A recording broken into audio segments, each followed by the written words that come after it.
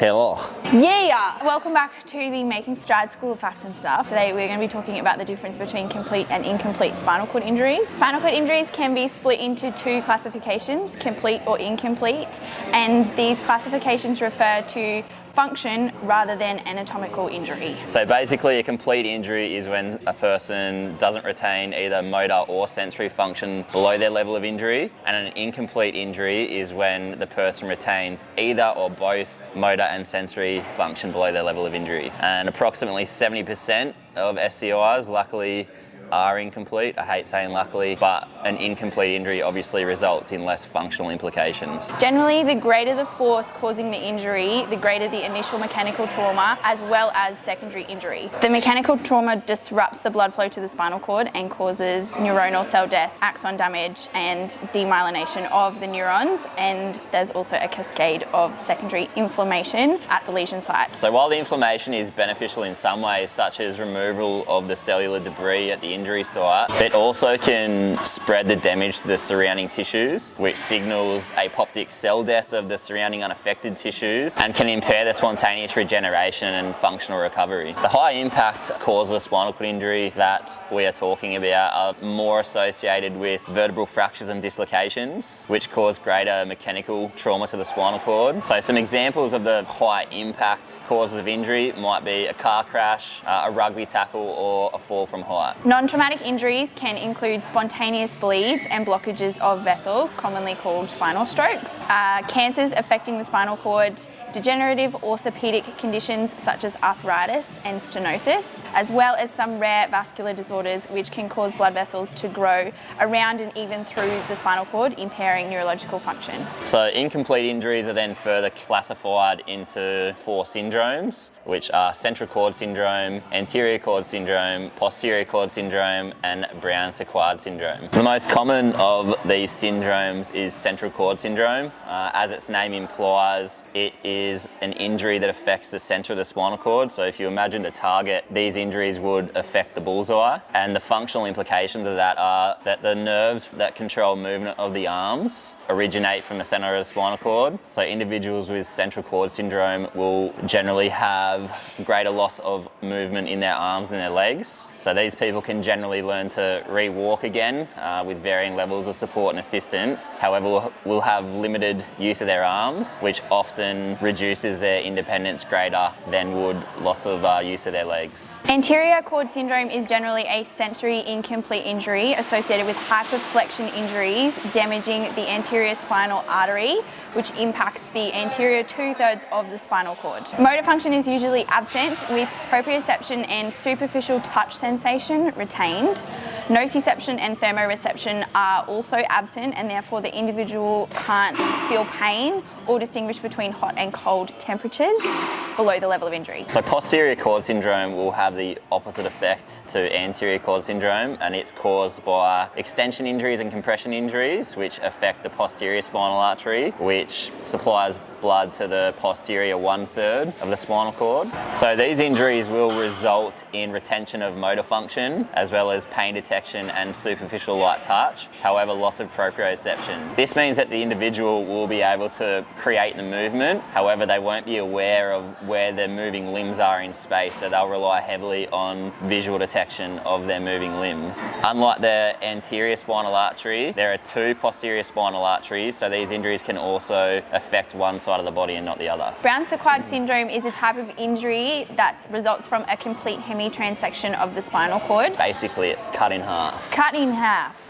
They are most commonly associated with penetrating wounds, such as gunshots or stab wounds. Bony impacts from certain fracture types can also cause this damage. These injuries are characterized by motor weakness on the same side of the body as the injury and sensory deficit on the side opposite to the injury. The ASIA scale is an examination. That was like one word. The ASIA. The ASIA, the ASIA scale is an examination that classifies motor and sensory deficits of an SCI. So pay attention as we go through the letters, because the further along the alphabet we go, the less functional impact of the spinal cord injury. ASIA A injuries are both motor and sensory complete. Therefore, there's no motor or sensory function below the level of injury and no sacral sparing of S4 or 5. This is identified by any of the following criteria: light touch or pinprick sensation at the S4-5 dermatomes, sensation of deep anal pressure, or voluntary anal contraction. Unfortunately, that means the person does get a finger up the clucker. Fortunate for some. Oh dear. Whatever you're into. Age B, sensory incomplete. Fucking B&E. Sensory. Bacon and egg. Huh? What? Bacon and eggs. No, break and enter. Age B injuries are sensory incomplete with no significant motor function displayed greater than 3 vertebral levels below the level of injury. Age C injuries can be sensory complete or incomplete. The person must display either voluntary anal sphincter contraction or sacral sparing, with sparing of motor function more than 3 levels below the injury level. For the motor function, greater than 50% of the key muscle groups below the level of injury must have a muscle grade of less than 3. This means that they have limb movement, but they're unable to move the limbs through a full range of motion against gravity. ASIA D again can be sensory complete or incomplete, meeting the same sacral sparing criteria as ASIA C. However, the individual must display greater than a muscle grade of 3 in more than 50% of the key muscle groups below the level of injury. So this means that they can move their limbs and they can move more than half those key muscles through a full range of motion against the resistance of gravity. I think I'm quite good. We're back after a minor theft.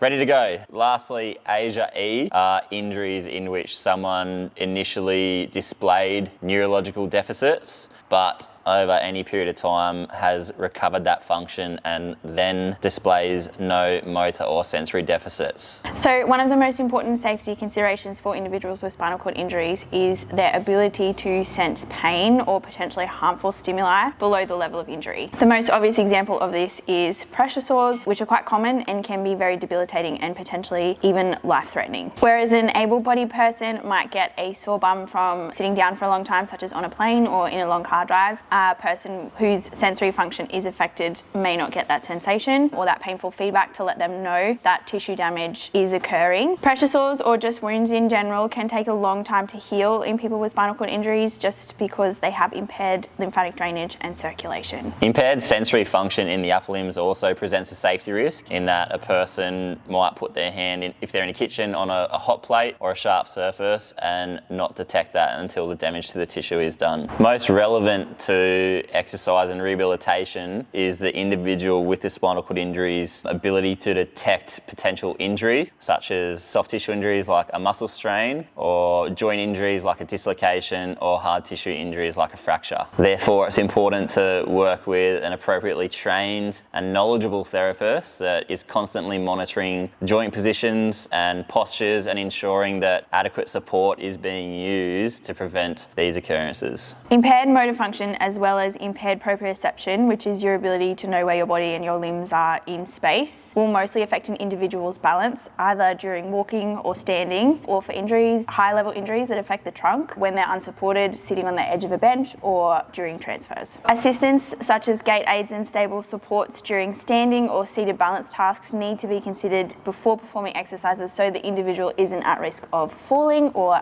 an injury. Spinal cord injuries are associated with decreased bone mineral density, so a fall from even a seated surface could easily cause a debilitating fracture or joint injury. Okay guys, so wrapping up today's lesson, ultimately exercise prescription needs to be tailored to the individual. So different strokes for different folks. There's no such thing as a cookie cutter exercise program for spinal cord injury, and the prescription is going to depend on the functional deficits, which will be decided by the severity of the injury, the type of spinal cord injury, so the syndromes that we talked about, sensory function that's been retained, and motor function that has been retained. And on top of all that, you also need to consider realistic goals developed by the client. That's why it's important to make sure that you're working with an appropriate therapist specialist, such as an exercise physiologist or physiotherapist. Thanks for tuning in for another episode of Making Strides School of Facts and Stuff. Stay tuned, because next we're going to be talking to you and educating some of you about multiple sclerosis. Thanks, guys. So great. Done.